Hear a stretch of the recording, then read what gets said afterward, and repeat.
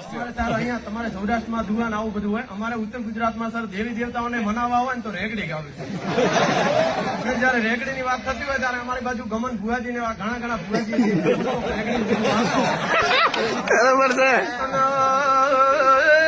ભળજે